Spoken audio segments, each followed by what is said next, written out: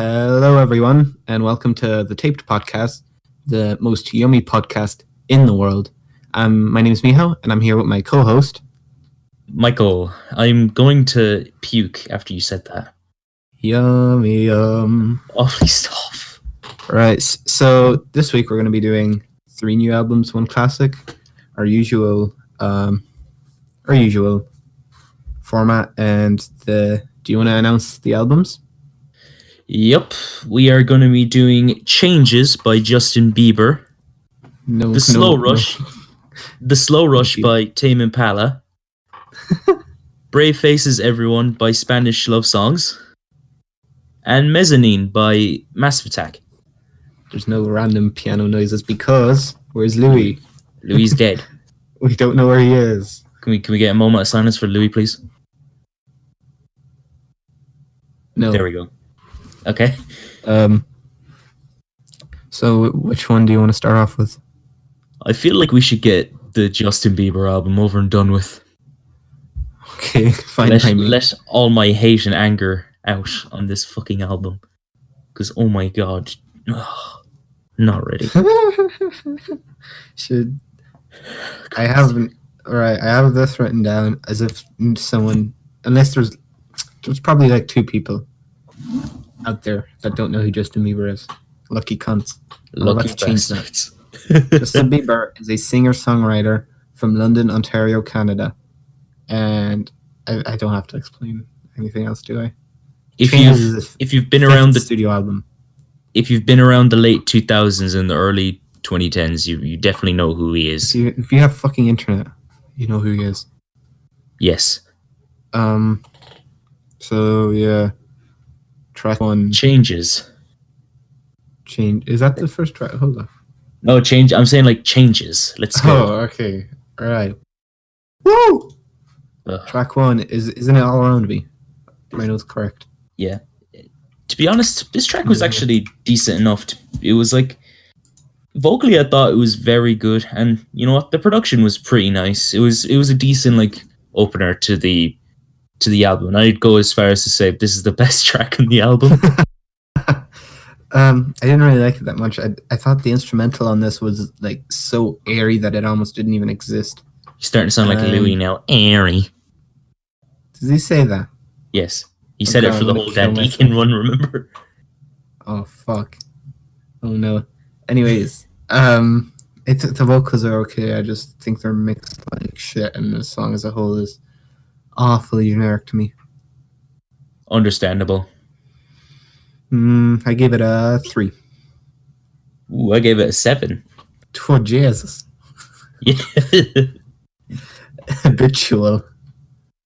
The production, it's atmospheric and it's okay, but those like weird like knocks in the beat like just ruin it for me. Vocally, it's just okay. It's just very mid and it's extremely generic as per Justin Bieber standards. Yeah, I think this is another very airy instrumental, but this time with just this awfully processed sounding trap beat. It sounds like it's, you know, those like keyboards you'd get in fucking Tesco. For 30 quid, they have the default like beats on them that is just. It's like the default fucking beat on from FL Studio. Yeah, shit sounds awfully processed, really compressed. Justin's vocals, I think, are mixed slightly better, but the songwriting is just wholly uninteresting. Agreed. Yeah, not much to say. Yeah, I gave this one a 5. Tensions featuring Quavo. Oh boy. Wait, no. We're on Come Around Me before it. Come Around Me. Yeah. Oh, fuck. Oh yeah, you're right. This one, it's got spacey trap instrumental. Like, it's just okay. It's nothing attention grabbing or interesting in it by any means. Vocally, it's alright, but I fucking hate the lyrics in this song. Yeah, it's cringy as fuck. Holy shit. His vocals aren't great either, but the songwriting's awful. I hate his fucking falsettos at the end. Sound genuinely awful. Instrumental, once again, underwhelming. Another lifeless trap beat. Nothing more to add, really. 3 out of 10. 3 out of 10. Intentions featuring Quavo. When I saw a Quavo feature, I immediately eye rolled. Oh god! When I saw the Lil Dicky feature, Ski Mask the Slump God was supposed to be there instead of Lil Dicky, but it was changed last minute. Really? Yeah. Jesus Christ! Imagine if Ski Mask was actually on the song. Yeah, some weird like alternate universe shit. But does Lil Dicky write new lyrics for the song or whatever? I think he does. He does. Imagine. Let's just see Lil Dicky just rapping stuff that was like written for Ski Mask. Oh my god, he just says the N-word and everything. Yeah. I think we should just keep talking about this track with Quavo. Yeah. I think the beat's slightly more bearable, but Justin's vocals and songwriting are so awful that it's generally even like hard to focus on the beat. And Quavo's verse of that is equally shit. Yeah, it's another basic trap beat. Vocally, again, very uninteresting. It's yet again very cringy in terms of lyrics. Surprisingly enough, though, Quavo was the best thing about this song. And his feature is just the most mid thing I've ever heard. Yeah, this one's like a 3 for me. This one's a 2 for me. Oh, next Lord, track.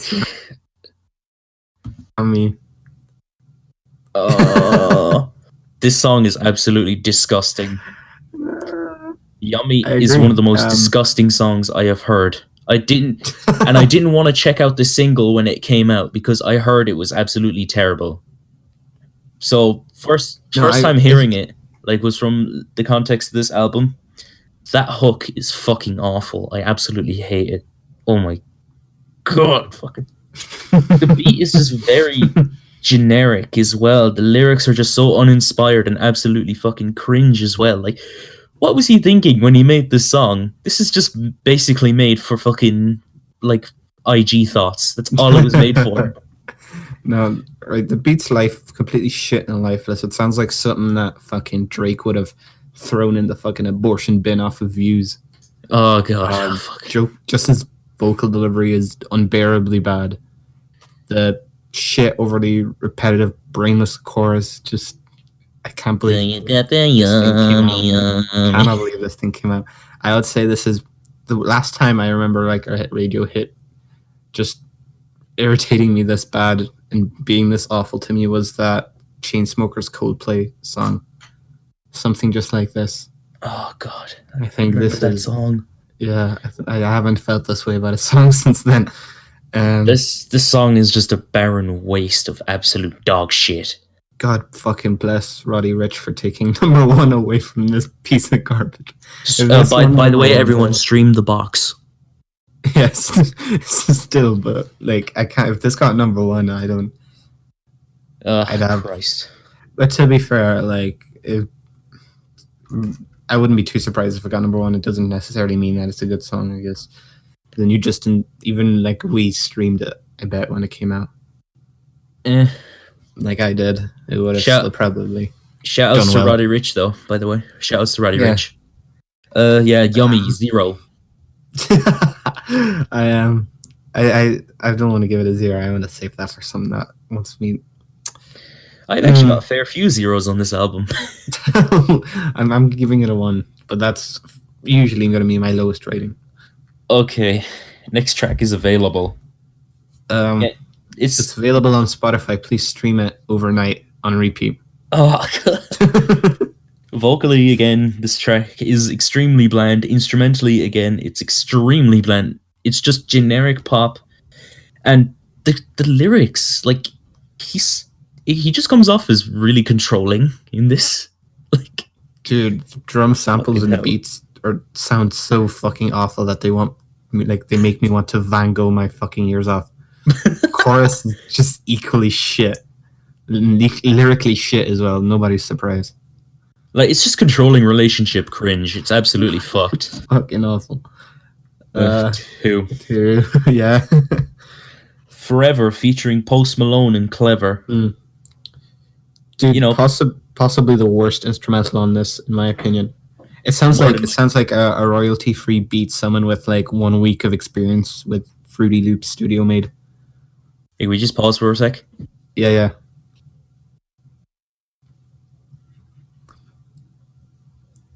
Boy, you got that yummy yum, the yummy yum, the yummy yum. I'm filling in that. I'm filling in the silence so I don't have to edit this out because I'm lazy. So if you're listening to this, please hold on. I don't want to edit anything out. So just listen to my dialogue. I'm gonna find something interesting. Continue with this. Okay.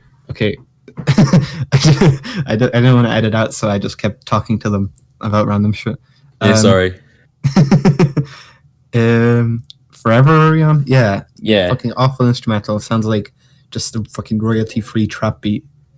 Justice delivery, once again, unbearable. And Post Malone vocals on this are mixed so fucking shit. It's unbelievable. And Post Malone was the best part of this track, let's be real here. And Clever mixed so poor. The Clever feature on this song, I fucking hated it. I hate his fucking vocals. They're just so awful and melodramatic and shit. He sounds like he's on the verge of fucking tears. He's like, I would be too. I'll be on the verge of tears because he made me go fucking deaf. Christ. I remember this guy was featured on like a Juice WRLD song, like on his last album. And I thought that song was like the worst in the album because of his feature. And this is probably going to be more or less the same for this album, but there's plenty of bad features to go. So, yeah. It's a 2 out of 10 for me. It's a 2 out of 10 for me as well. Running Over. With the Lil Dicky. Oh, fuck. Another awful, annoying generic trap beat. More awful lyrics, horrible delivery from Bieber, and then Lil Dicky's on it. Why the fuck is Lil Dicky even popular? His flow is just genuinely awful. His lyrics are never funny, just make me uncomfortable. I genuinely don't see any, I cannot imagine someone literally unironically bumping Lil Dicky and being like, this shit's fire. I've never met a Lil Dicky fan. I have met one, and oh god, kill me. Does he find him funny? I don't get it. He actually thinks he's funny.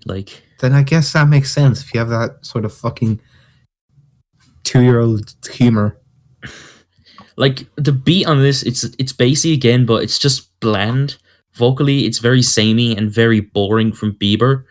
And Lil Dicky was awful on this track. He was extremely unfunny, and his verse, he made me uncomfortable. He always fucking makes me uncomfortable. I just cannot listen to fucking Lil Dicky. His verse is convincing me that he touches kids. Seriously. Look at him, he obviously does. Oh, white rapper, guys, white rapper. This song is like a fucking 2 for me. It's called Freaky Friday because that's when the kids finish school. This is a 1. Take it out on me. It's another bassy trap pop beat. It's vocally boring. It's the same as previous ones. Again, it's extremely nondescript, and I would have been better off just not hearing it. You know? Yeah. Like this whole album. I don't know how any of these instrumentals got a green light off anyone. It sounds so shit. That's my main takeaway from this song is how shit the instrumental is. Yes men are a problem. I mean, I think everyone in fucking mainstream pop these days is a yes man. I don't think anyone cares about the quality most of the time. To be fair. I'm saying most of the time. There's exceptions. 2 out of 10. 2. Oh god, second emotion. I'm gonna flat out say this. This is the worst song on the album beside Yummy. It's another bassy trap beat. It's vocally generic. It's extremely boring. And I have never had much hate for a verse in my life than the Travis Scott feature on this song. It is his worst feature I have ever fucking heard in my life. First of all, yes, completely agree. Worst verse of Travis Scott's entire career. And he phones in verses all the time. This is just a new low. Fucking hell. He barely has any presence on the track. His flow is all over the place. He's just talking. Like, Uh, oh Christ. yeah, like I honestly I didn't mind the beat for once, but then Justin just fucking ruins it. Whatever the fuck that was. It's obvious what he's going for, but it just comes off as unbelievably flat and just cringeworthy. I really hope he didn't get paid a lot for this fucking feature because it was awful.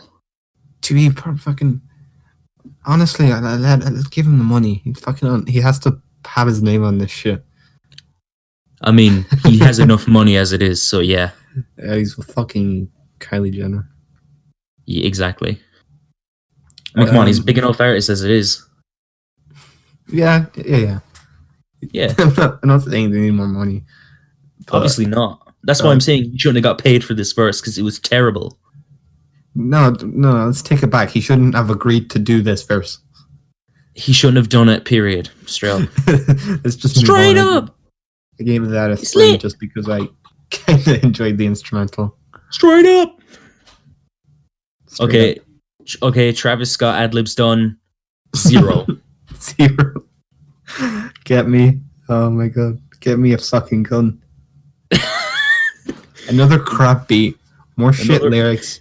More fucking woefully bad delivery from Justin Bieber. I guess Kalani's verse was okay, but does that fucking matter at this point? Literally. You're 11 tracks into this piece of shit. You don't care. Like, the beat is bland. It's another, like, spacey, like, pop beat. It's vocally okay again. Nothing interesting. Kalani was just okay. She was just very generic. Much like this whole track. It was just very generic, and I hated it. Yeah, me too. I gave it a 2. I gave it a 2 as well. Estimated time arriving. Oh no.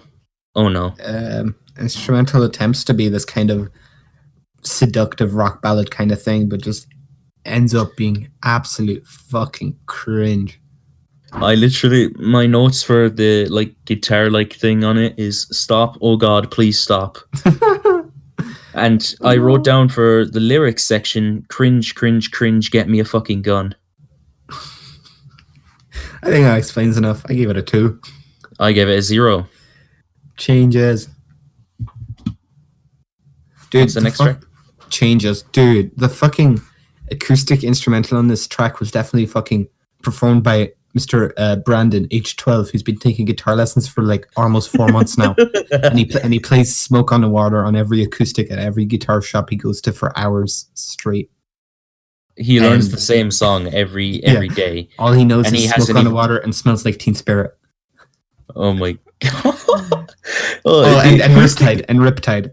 Oh, Riptide. The acoustic on this is so boring. The vocals again are so boring. Lyrically, it's ironic considering his style of music has never changed ever. Like, this is literally the same music he's been making since he was like fucking 12, but it's just PG-13. Like, that's literally it. It's the same music except now he has a wife. Oh, I love my wife. He's got Chance the Rapperitis. Dude, 2 out of 10. I don't want to talk about this song anymore. Let's get this over. 2 more songs. Well, confirmation. Clickety clack. Fuck this track. The beat is so minimal, so bland. Vocally again, extremely bland. And like I said, clickety clack. Fuck this track. Ditto. What you said. 3 out of 10. 1. Oh Jesus. What's it? Oh, That's What Love Is. I'm sure Justin knows. I'm sure he does, because he's got a wife. Yeah, he does. When it comes to the song, same old story. Crap beat, crap lyrics, crap fucking vocal performance, crap song. Cringy, sucky, yucky crap. That's all I need to say. Okay, 3 out of 10. 1. At least for now. Thank fuck it's over. And again, it's boring, it's generic, and end it. Yeah, the instrumental sounds like someone in the other room is just cleaning the guitar strings or sharpening a knife at the same time. and then my final point was, thank God it's over. Okay. Thank God. Last track, best track, Yummy Summer Walker remix. I didn't fucking listen to that. I didn't fucking listen to it. Me neither. I didn't listen to it. I don't want to fucking bother with Yummy again. And I'd imagine the Summer Walker remix is absolutely dog shit as well. I suppose it might be a bit better. I've listened to it. I would say the instrumental is a bit more interesting, but the song is still just as unbearable. Final thoughts on the album? Oh shit, Mick's dead. Justin Bieber killed him.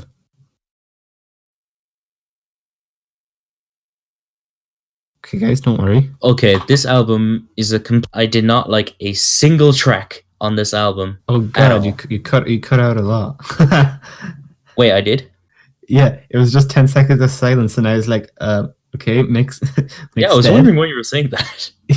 All right, yeah, because it cut off. So it cut back in when you said, I do not like this album at all, and I think that says a lot. Okay, look, can I just let me just continue with my synopsis, right? Yeah.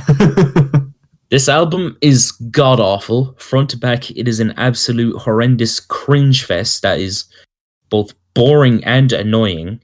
It had some awful features, some awful fucking vocal performances, awful lyrics, awful beats, and essentially the way I would sum it up is it's like Chance the Rapper's The Big Day, just more mainstream poppy and more sexually aggressive. Yikes. And it's basically fuck this album, man. I don't want to listen to it ever again. It's more than likely it's my lowest rated album of the year. Just saying. It's not mine. I don't know if we'll review it. Maybe we will if we don't have a. Maybe we'll review it on our own channels. I don't know.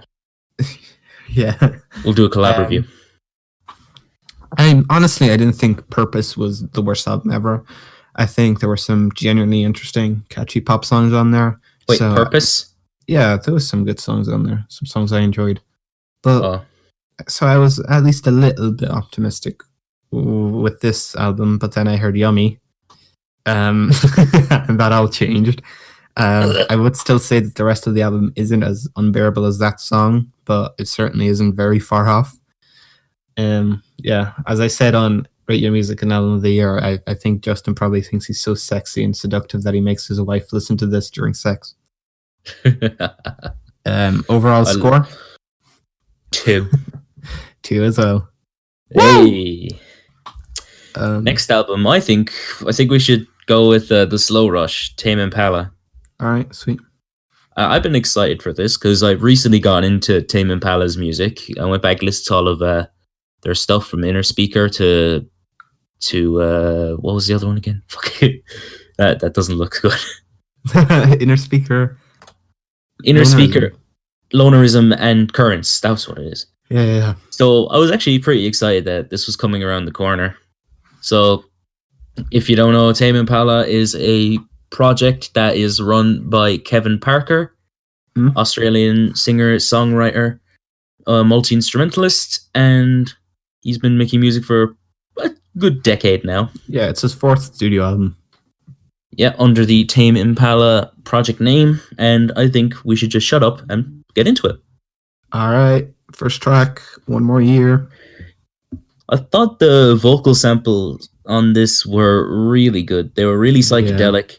I really enjoyed the drums. The synths are very nice. I thought Kevin's performances were really good. And if you dig into the lyrics, it's about time and not caring about the time that you have and not really making the most of it, taking it for granted.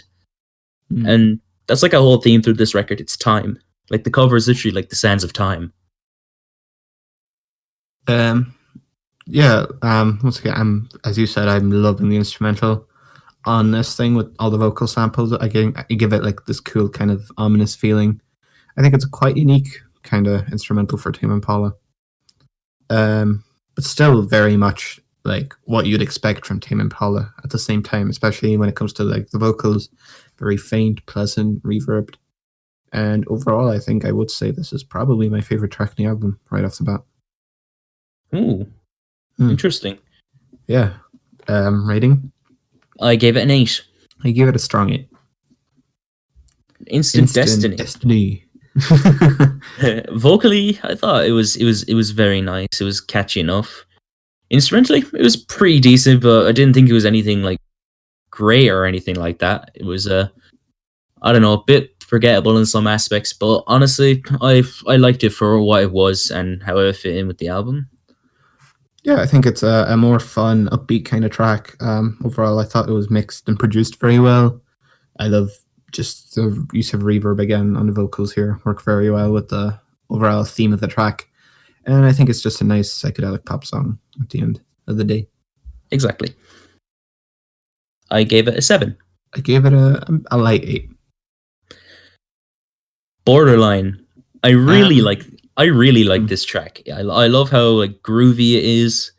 Love the synths in the instrumental. Kevin was great. I thought lyrically it was very nice. Like it's it's a love song, you could say. But I thought it was performed very well, and I thought instrumentally it was really nice. It was probably my favorite track on the album. Well, to me, it was probably my least favorite. Ooh. Okay. It's just by no means the most memorable Tame Impala song to me. I think, as you said, synths all over this thing sounds good, pleasant. His voice is good. The song overall is, by all means, good, but I wouldn't rank it high in the Tame Impala tier. Fair enough, I suppose, but I did enjoy it. To each their own. Exactly. Louis would be fucking screaming. Yeah. One sec, can we just mute for a sec? Yeah, I'll talk about plants. Not plants. I don't know anything about plants. What do I know?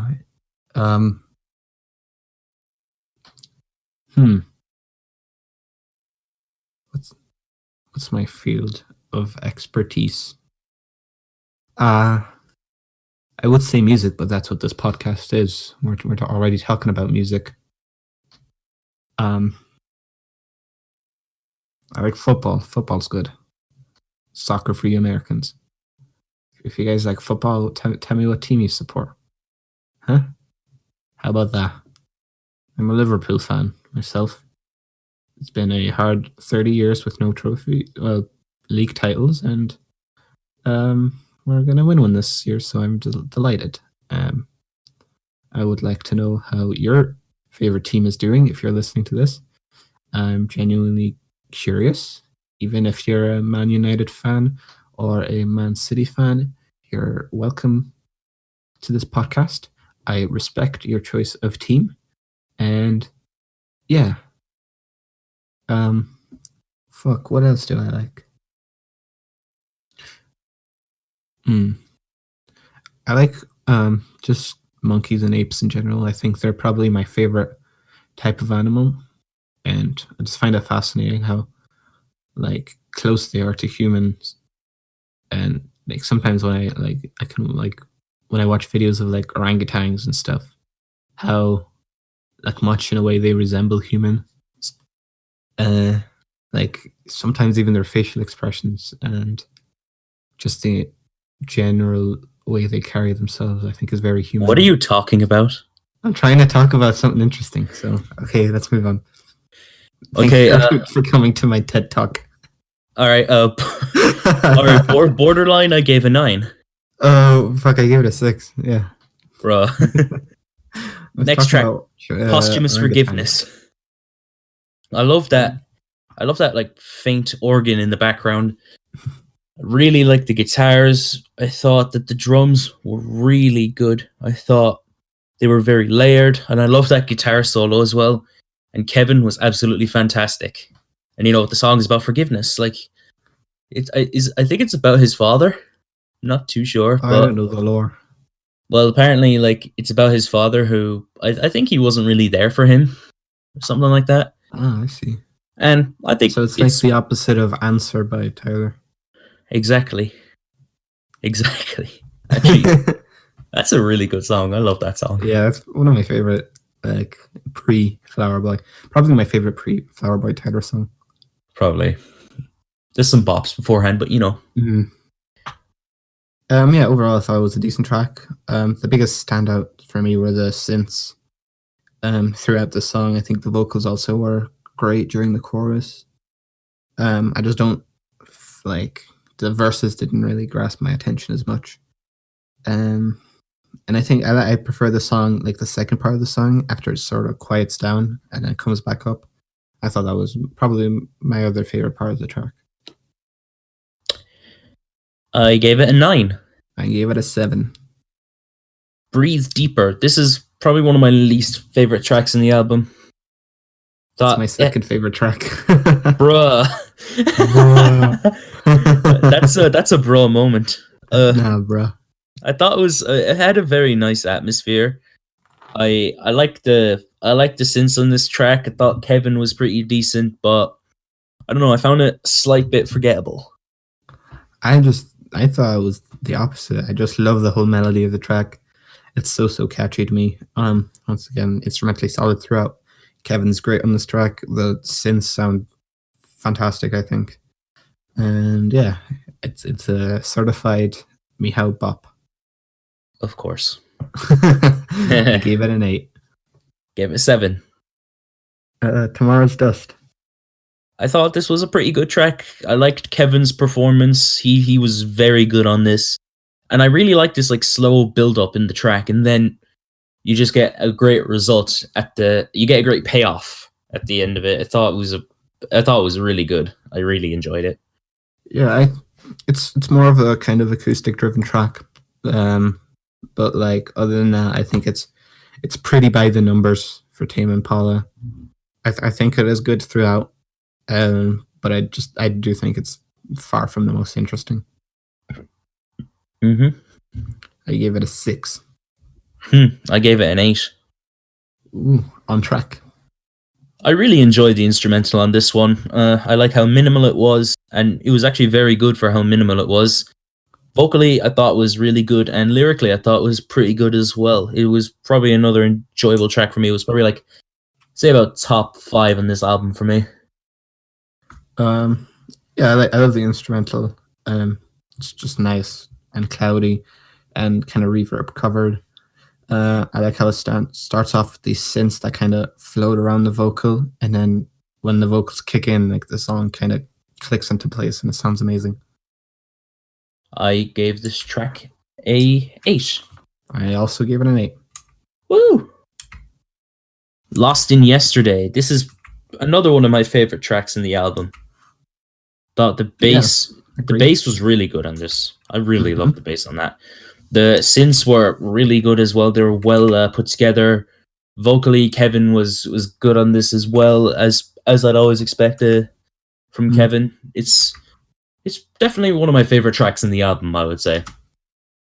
Yeah, once again, I think the song is driven by the bass line, which is fucking awesome.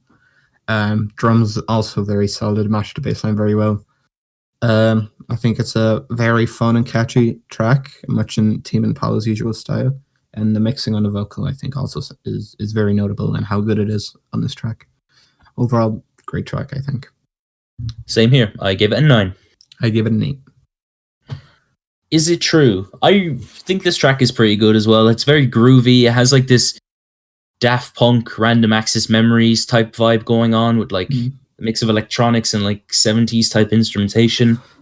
The vocals were pretty good. The lyrics were very good as well. Kevin did a great job on this track. I enjoy this one as a whole. For me, this is probably my least favorite track. Actually, I forgot about this one. I think it's another funky pop song. I think it has a great bass line. However, the rest of the track for me kind of comes off as a bit awkward. And a bit conjoined. Like nothing by itself really stands out other than the bass line. It just kind of mixes into one. Yeah, the vocals also don't sound too spectacular for me, but I still think it's got definitely some quality to it. Fair enough, I suppose. I give it a 5. I gave it an 8. It might be time. I really like the powerful drums on this track. The 808s are really good on this one. Vocally, it's very decent as well. It's probably just more forgettable on this album, to be fair. It's one of the more forgettable tracks. Yeah, I think it's a well-produced track. I think the drums sound like harsh, but in a good way, and I think they contrast well against like the pleasant piano and synths. Overall, I think it's a very layered track. There's a lot going on with these kind of distorted synths and like almost raid siren sounding like synths in the background. Yeah, I like this track a lot. Mm-hmm. I gave it a 7. I also gave it a 7. Woo! Glimmer. Now, okay, I completely forgot about this one. This one actually I put down as my least favorite track on the album. I didn't rate it. I just think it's a nice little short but sweet instrumental before the finale. Yeah, it's cool. I feel like it's too short. It's got some like cool production. It's different from the rest of the album, but it just seems like a bit of a throwaway to me. Like it just feels like Kevin just put it there just to fill up some space. Understandable. I gave it a 7 anyway. I didn't rate it. 1 more hour. I really like this track. I think it closes the album very well. I think the synths and the drums are absolutely great on this track. The vocals were great, and overall, I think it kind of tied together the album very well. Like, especially with the title and this whole like theme of time. Yeah, I think it's a great closing track to the album, and I think the overall direction and aesthetic of the song is great and well executed. I do think it does drag a little too long for my liking. Fair enough, I suppose. What's your final opinions then? Excuse me? Final opinions? Right, so I was satisfied with this album. I think that it's a pretty decent album, but at the same time, it is a bit of an underwhelming listen for Tame Impala standards because I really enjoy Currents, and like this album coming directly after Currents is feels like a bit of a step down, you could say, but that doesn't make it bad at all. Like I think Kevin did very well on this. It was produced very well, had some amazing standout tracks, as well as some great performances and some great lyrical content on here too. It has a cool concept as well. Overall, like I'm satisfied with it. I do genuinely enjoy this album. I even have it on vinyl already. Already I have it on vinyl, and I would say I'm very satisfied with this listen. So yeah, props to Kevin. I thought it was a pretty good album. Yeah, through and through, I think the Slow Rush is a very solid album. It seems like Parker just settled for this like kind of reverb drenched psychedelic pop sound, and while I do love that sound, I don't think he's really exploring much new territory. And while what it does do very well, in my opinion.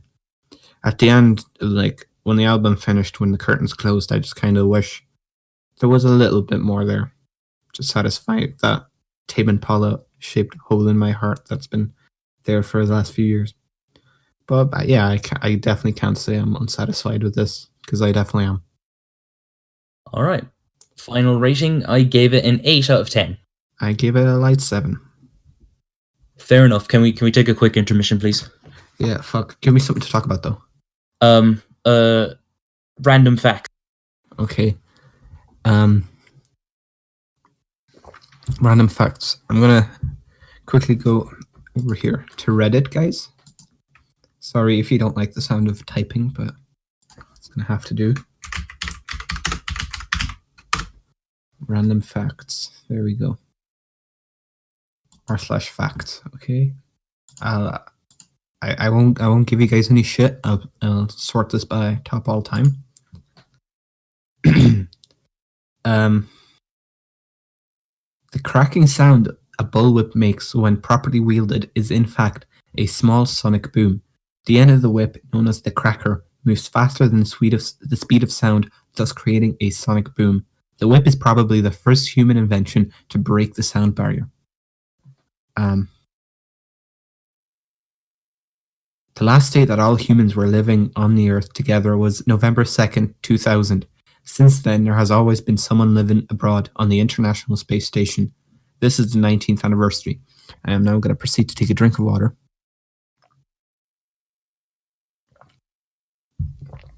Very good water. Thank you very much for asking. If you die in the Netherlands with no next of kin, friend, or acquaintance for the funeral, said funeral will receive a poem read by the poet so nobody dies alone. The main reason that soccer balls were first black and white was so that it could appear on black and white television more clearly. The oldest living shark is 392 years old, which makes them older than the United States of America. Jesus Christ, guys. Come on, leave a like.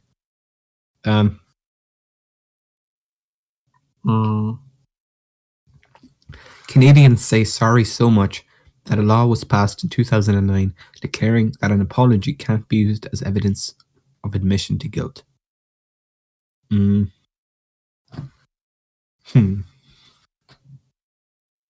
Frogs cannot vomit. Instead, they eject their entire stomach out of their mouths and empty it with their hands. That's a bit disgusting, but... Oh, this is music related. Yeah. The band Blink-182 incorporated under the name Poo Poo Butt Butt LLC because of how funny it would be to have their accountants, managers, and attorneys having to say that over the phone every day. Poop is brown due to the pigment in red blood cells being broken down by the liver so new blood cells can be produced. In GTA 5, if you force Trevor to listen to a radio station he doesn't like too many times, he will get increasingly aggravated and will override you and switch the stations himself.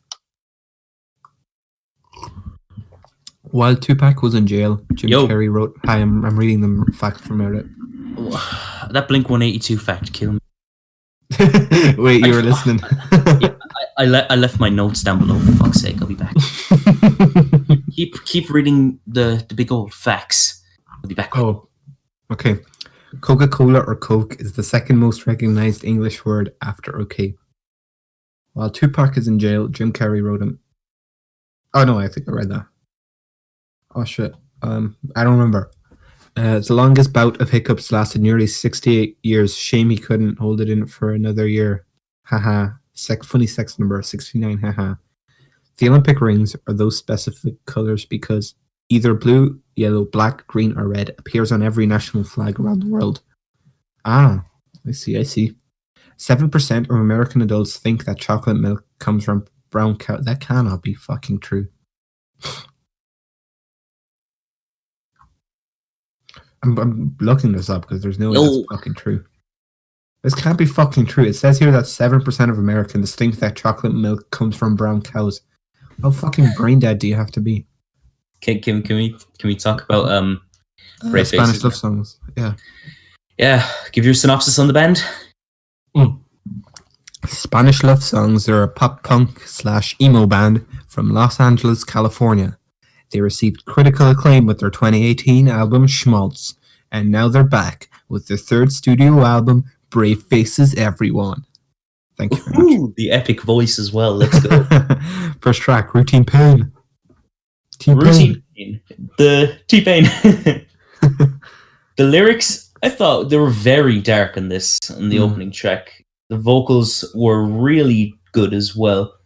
They were really decent. I loved the heavy guitars. I thought they were great, and I absolutely loved the drums too. They were really good. And personally, I'd go as far as to say it's probably one of my favorite tracks on the album so far, right off the bat. Yeah, I think this is an incredible emo tinged pop punk song. I think it has very potent and frustrated vocals and lyrics from lead singer Dylan Slocum. Very gritty instrumental. The guitars perfectly match the frustration of the lyrics. And the vocals also very fitting for this kind of track, and I think they sound amazing. Yeah, overall great track. I give it a 9. Woo! Self-destruction as a sensible career choice. The instrumentation was great, especially those heavy guitars. Absolutely loved the guitar. The vocals were great. The chorus was fucking really dark. Actually, I absolutely loved it. That was great. Yeah, it's more of a kind of upbeat and hopeful instrumental in a way, but the guitars are also kind of bright and they never lose their energy throughout the track.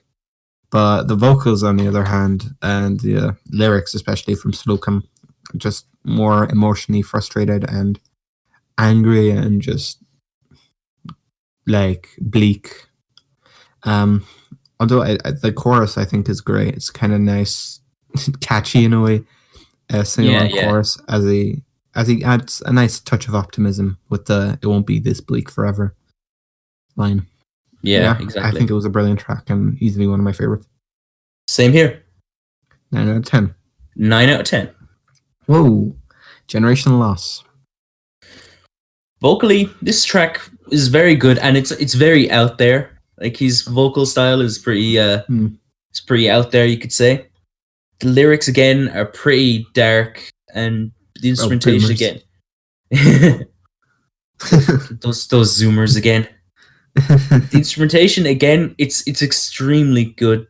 I love the explosiveness of the chorus as well. I thought it was a pretty good track in general. Like, like the song is about how kind of older generations judge and complain about how like younger generations are useless, and even though we have it way harder than any of them did growing up, and just the frustration of these lyrics just smacks you across the face with his delivery, and with the instrumental, which once again very tight, very good. I think it's another great track. Same here. I gave it an 8. I also gave it an 8. Woo! Cake. Instrumentation again was excellent. The lyrics, they feel very heartfelt and very well written. And honestly, this made for one of my better preferred songs in the whole album. It's great. It's a great track. I can really appreciate the like direction they're going on this album. It's actually really good. Yeah, this is probably my favorite track in the album. It's another very upbeat instrumental, quite typical of pop punk, but the lyrics are really, really dark.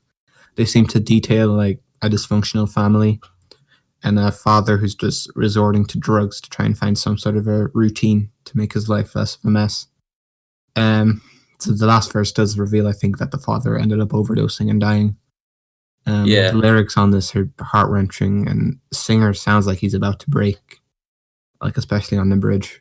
I just think it's very dark and emotional and very potent song. Yeah, I loved it. I gave it an 8. I gave it a strong 9. Beachfront Property. Instrumentation again, it was very, especially the drums. The drums on this track were absolutely fantastic. Vocally, it's very dark, much like the previous tracks, and same goes for the lyrics as well. They're pretty heartfelt. They're pretty emotional and like gut wrenching at times. They're actually amazing.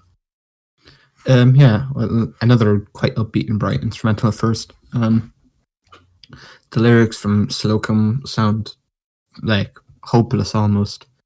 The chorus very memorable to me. Like, if every city is the same, doom and gloom under a different name. That line was stuck in my head for like 3 days after listening to the album.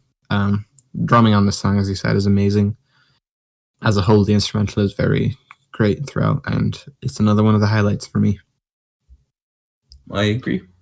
I gave it a 9. I also gave it a 9. Woohoo! Losers. Instrumentation, like much like every like track on the other hand, is really good. It's performed very well. Performances again were extremely dark. Like, it's pretty similar to like the rest of it. That's like this whole overarching theme. Like, I actually really enjoy this. Like, despite how fucking dark it really is. Yeah, like I love the guitar. First of all, I love the guitars on this. I think it's one of my favorite guitar tracks in the album, and they're complemented well by these kind of bouncy drums and the bass line.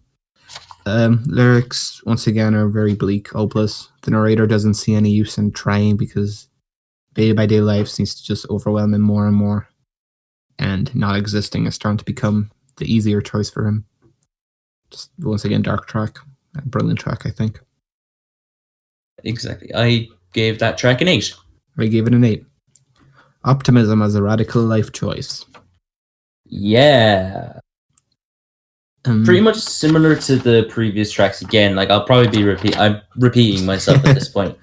Like performances again are fantastic. Instrumentation again is great. I really enjoy it, and it's really consistent with the whole album itself. It's pretty much the same as the last few, and I still really enjoy it. I still actually really like the whole vibe. Yeah, the vocals at first are kind of quieter, but then they kick it up in the second half with the first verse. This is probably my second favorite song on the album. The instrumental is very strong. Each member of the band is just 100% on point. Bass is great, guitar sounds amazing. Even the little twinkles of synths are a nice touch. Once again, lyrics completely bleak, emotional, as they have been throughout this whole record. I gave it a 9. I gave it an 8. Losers Part 2. This is definitely one of my favorite tracks on the album. Again, same as the others. It's, again, instrumentation, fantastic. Lyrics, again, dark and fantastic. I fucking really like this track. It's probably my second favorite. And it's a nice second part to the Losers song. Like I thought it was decent. Yeah, I think it has awesome bass throughout the song, and just a very energetic, very in-your-face performance from Slocum, and definitely one of the highlights for me as well. Yeah, and it did wrap up the Losers track very well.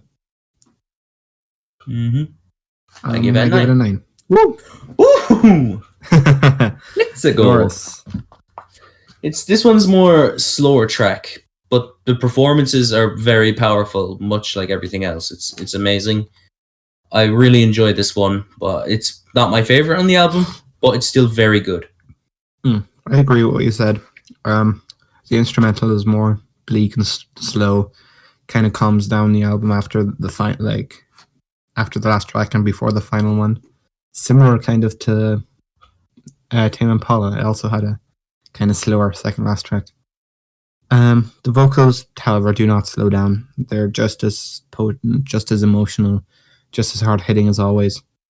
And yeah, the song does kick up at the end, but for the most part, it is a bit of a slower track, but a very good one at that.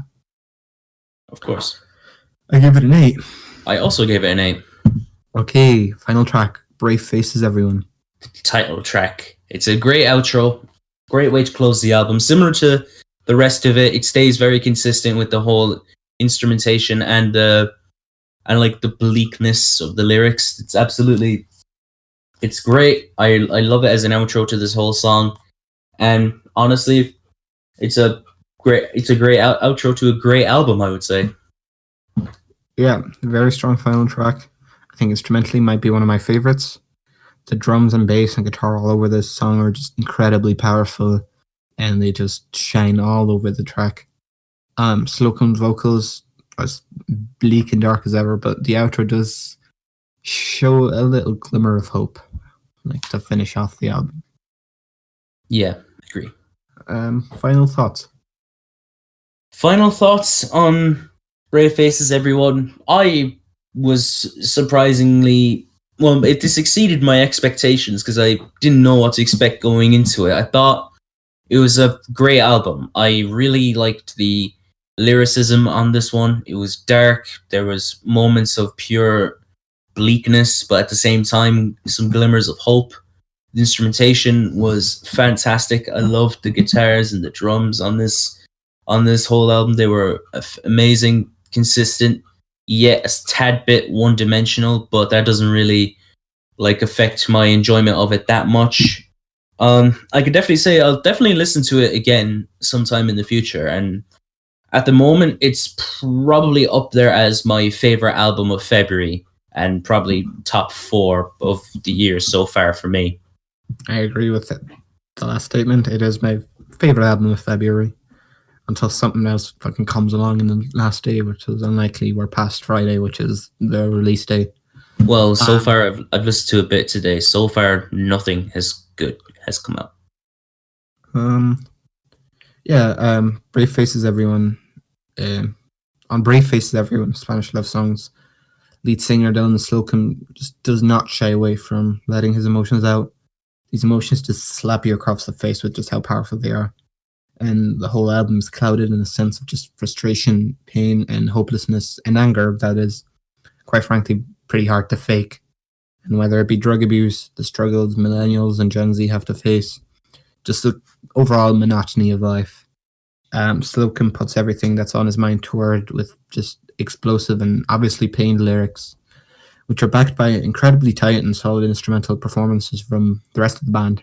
And if you're a fan of pop punk or emo, absolutely do not miss this album.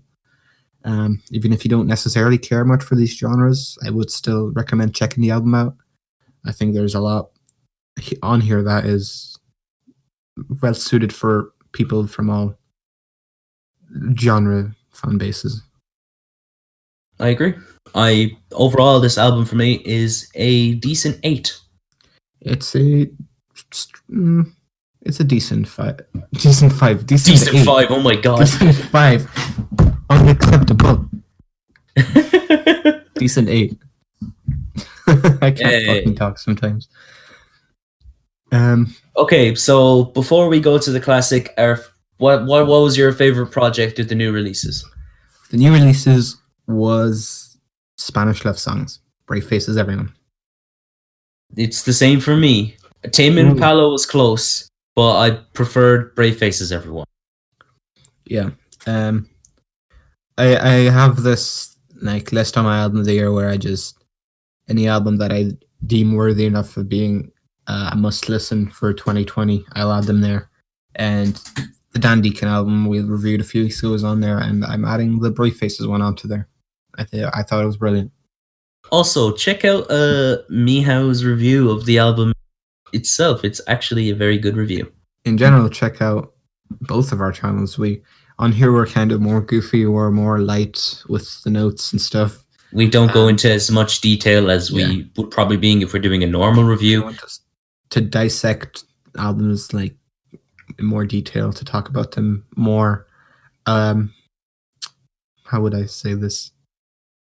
If you want more thought out, more detailed reviews, both me and Michael have our own channels. Louis doesn't. Louis fucking, even if he did, I wouldn't recommend his. Oh, that's mean, but at the same time, it's true. But yeah, so if you want to follow us on there, links are in description. All right, on to the classic Mezzanine. Louis would have loved, but he's fucking dead. So I guess he won't be too upset. You can't be upset if you're dead. Sure, we can just gas it up in real life. Yeah. Massive Attack are a British trip-hop group formed in 1988 in Bristol, England. Mezzanine is their critically acclaimed third studio album, which was released in April of 1998. Okay. Start with track 1, Angel. First off, this is a pretty good opener to the album. I thought it was very dark, it's eerie, it's very atmospheric, it's well produced, and personally I thought it was a great way to open this album. It just sets the tone very well. Yeah, very kind of ominous opening track. The subtle bass line and these drums kind of drag the song along. I think the vocals match the ominous atmosphere of the track very well.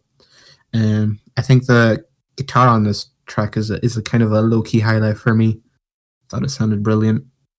And overall, I thought this was a really good track. Agreed. I give it a 9. I gave it a 9. Rising Sun. Yeah. Vocals. The vocals on this track were pretty good. Wait, I misspelled that. It says pretty god. Okay. They were dark. The production is really decent. The latter half of the track was probably my favorite section of this whole track. Yeah, don't worry about the typos. I've got one in every sentence pretty much. On the last album, all my notes said that the album was homeless instead of hopeless. Yeah, I love the like kind of gloomy bass and the overall industrial sounding trip hop instrumental on this. Vocals once again complemented very well by the instrumental, and I think it's a brilliant track overall. I give it a 9. I also give it a 9. Teardrop, the big one. This is one of my favorite tracks on the album. I love the whole eeriness of the production, especially. Oh, fuck! Well, I can't even fucking read my own writing. I'm absolutely retarded. Well, there is a part in it that fucking caught my interest anyway, and I thought the vocals were pretty good as well, and it made for one of my favorite tracks in the whole album. Yeah, absolutely iconic track. I'd say this is easily their most popular track. It's the one I'm most familiar with, and I listened to this album maybe once a while ago. I'm not too familiar with Massive Attack, but once again, iconic track. Bright strings kind of contrast the gloomy drums and piano, and the vocals on this I think are beautiful. The song overall I think is very, very pretty. I gave it a 10. I also gave it a 10. Woo! Inertia Creeps. Okay, Inertia Creeps. I just wrote down in my notes, ASMR creep lad. The drums are great, and that creepy synth build-up was really nice. I only put down like ASMR creep lad there just in case Louis was here, but he's not. That makes it worse. I'm a crep.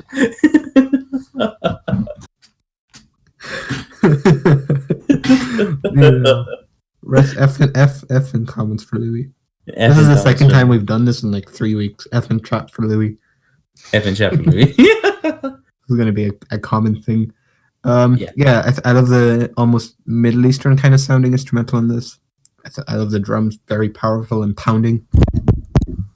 That was my impression of them. The vocals kind of, as the title would suggest, creep along the track. And overall, I think it's a brilliant track. Yeah, exactly. I gave it a 9. 10. Ooh, ASMR creep. Please stop. I'm a creep. Please stop. I don't belong here. Stop. I wanna be Jim Morrison. Fuck. All right. Exchange. It's stripped back. It's minimal. The synths are great. It's an instrumental track. The vocals are not necessary on it. They don't need to be added. It's fine on its own. I absolutely love it. It's one of my favorite tracks in the album. Yeah. It's a lot brighter and more optimistic sounding than a lot of what we've heard previously on this album, and I think it's a nice little instrumental break. I love me a good instrumental break. Yeah. It's an 8 out of 10 for me. It's a 10. Woo! Dissolved Girl. Cool, kind of sinister instrumental. The vocals also equally sinister. When a guitar kicks in, I think that's probably the highlight of one of the highlights of the whole album for me. Yeah. Like it starts off eerie, and then it just goes into fucking heavy guitars with these unique synths, and they're absolutely fantastic. And the vocals fit very well. I thought they were very good. Yep, agree. I gave it a 9. I gave it a 9 as well. A strong 9. Man Next Door. Definitely a good track. With like really cool pulsating beat. Lyrics are very unique as well, but I'd say overall probably the least memorable track for me. I'd agree with you there. The vocal instrumentation was decent, but it's just not the best. I won't go as far as to say it's anything great, but like, you know, it's passable. Mm-hmm. I gave it a 7. I still thought it was a very good track. I gave it a 8. Black Milk. Isn't that just chocolate milk? Yeah. Well, dark chocolate. Yeah, I like this track very much. It's slow, it's menacing. The piano feels like reminiscent of Halloween in a way. Mm-hmm. Like the eeriness is great, and the vocals are very good, and it made for probably one of the better tracks in the album, in my opinion. Yeah, this is my second favorite track in the album, I'd say. The bass line on this album is easily my favorite bass line in the whole album, and it has a very fucking slick beat like accompanying it. Just the instrumental on this is brilliant, I think, and they're matched by just equally amazing vocals. Overall, brilliant track. I gave it a 9. I gave it a 10. Woo! Mezzanine. It's vocally decent. Production is good. It's another ASMR track. It's pretty good. Baby. Yes, it's a very good track indeed. It was probably one of the better ones that I got from the album. My favorite artist is Hobson. Okay, well, yeah. Very dark. Once again, sinister instrumental, almost creepy sounding vocals. I love the kind of little twinkles of creep. I'm a weirdo. I love the little. We should just do the podcast like that. I love the little twinkles of bright guitar that sweep through this dark industrial atmospheric instrumental. Yes, so overall I gave that track an 8. I gave it an 8 as well. Very good. Okay, it's done. I'm done with ASMR. Fuck it. Next track is Group 4. It's got a nice, great atmosphere. Again, it's very dark. Vocally, it's very good, but I just find it a bit too long. Yeah, I love the instrumental. Kind of sounds almost half tribal, half suburban British in a way. Vocals once again. Exactly. Vocals are once again beautiful. They dance all over this instrumental brilliantly, and the track doesn't change up drastically, but I think it changes up just enough to keep it interesting throughout its long run time for me. It does kind of get a bit more hectic as the song progresses, but never straight up changes fully. I love this track as well. It's one of my highlights. I give it an 8. I give it a strong 9. Final track. Exchange. In parentheses. Exchange. Yes. No more ASMR though, because I'm done. People have already left. I thought it was a great outro, and that's all I have written. Yeah, really nice, relaxed closing track. Kind of reminds me a bit of Porcelain by Moby. I'm not sure why, but it just gave off kind of similar atmosphere. It's that song that you probably might not know the original. Wait, what's the song? This is interesting, so that's why I'm allowed to look up something. It's on Testing. Oh fuck. ASAP. It's the instrument. ASAP Forever. That instrumental. It's originally a Moby instrumental track, and it reminds me a bit of that. I'm not sure why, but you know what? ASAP Forever is probably one of the better tracks off Testing. Yeah, I love the track. I did not like Testing at all. In case you couldn't tell by the yeah. In my opinion, it's ASAP Rocky's worst album. I thought it's okay, but that's a discussion for another day. Well, we'll review Testing and classic review. No, we could actually do fuck off a classic review. No, we'll review it separately on our own. Sure, yeah. Really good way to end the album, like more relaxed note, in my opinion. Yeah, good track. 8 out of 10. And I drank all my water. Gave a 9 out of 10 for that one. Final thoughts. This was a pretty new experience. I never really listened to trip hop that much, so it was a nice introduction to it, you could say. I really enjoy like the whole atmosphere of this whole album and the eeriness that it brings along. Vocals are good on it whenever they appeared on it. The instrumentation was great. Sampling was really nice, you could say. It like if there was, I don't know, don't kill me. Well, essentially, it's a really good album. I would definitely listen to it again. Honestly, I go as far as to say it's great. It's a great album. Yeah. I would go as far as to say that there's plenty of highlights, plenty of interesting tracks on it, and and it gets the Michael stamp of approval for classics to hear. Yeah, Mezzanine is a trip hop classic for a reason. I think it's densely packed with incredible instrumentals that have this dark yet and ominous yet kind of beautiful quality to them, and incredible vocals throughout that either emphasized kind of the sinister feelings of the tracks or just speckled them with a bit of like beauty. Yeah, overall, I think this was a brilliant record, and yeah, classic for a reason. Exactly. I give it a 9 out of 10. I gave it a strong 8 to a light 9. And we did it. That's it. Woo! I'm gonna have to find where I have the albums for. When are we recording again? Sunday. Sure. I'm down Sunday. Well, if Louis doesn't show up, he'll be dead again. Yeah, he's still dead. It's hard to revive a human being. Exactly. But we'll probably upload that episode. Yeah, we'll probably upload it on this Sunday. Fuck it, why not? And we're recording it on Wednesday, I think. Oh, I thought we were gonna put this one up, like on Wednesday. No, we need to catch up. This was supposed to go up this Wednesday. Past. Christ, go okay, up straight away. Fine. Where are we? Oh yeah, the albums for whenever we record next is Grimes, Miss Anthropocene. Fantano gave that a 4, by the way. Yeah, fucking hell.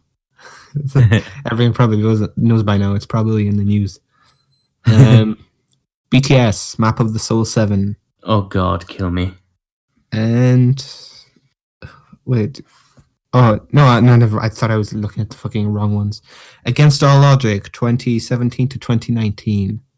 And the classic album is Joy Division, Unknown Pleasures. That'll be interesting. I'm excited for that. I could spoil the next week's classic album because it's a kind of interesting story. Go ahead. I raffled out the albums for next week as well. I have them prepared, and by some chance, the album that was picked out for this week was Closer, their second and last album. And then for next week, it raffled out Unknown Pleasures, so I just kind of flipped them. So we'll have 2 Joy Division albums in a row. Huh, that'll be interesting. Yeah, it'll be an interesting thing, and they only have 2 studio albums. Fair enough. I'm kind of dreading the BTS album. Not gonna lie. I don't want to spoil anything. I'll spoil some of it after it's done. Fun fact: someone fucking botted the shit out of Album of the Years just with the hundreds. Again.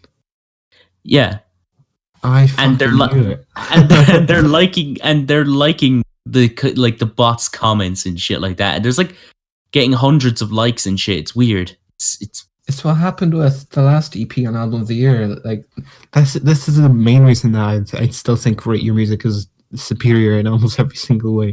Aside from the community aspect, it's because it's more like I don't think that's ever happened where Rate Your Music was fucking overly botted. If that happened, it'd just be fixed in like a day. Album of the Year, it happens so many times. It happens way too much. I'll agree. It happened for the Eminem album. Yeah, even Rob was like, before BTS came out, Rob was like, here comes the fucking bots. Even the fucking owner of the website knows. Yeah, literally. But yeah. So yeah, that's what we're doing next week. Thank you guys. Or Sunday.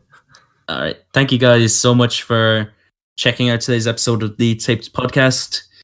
Leave your thoughts and opinions in the comments section below. Necessary links are in the description. And yeah, see ya. Bye bye.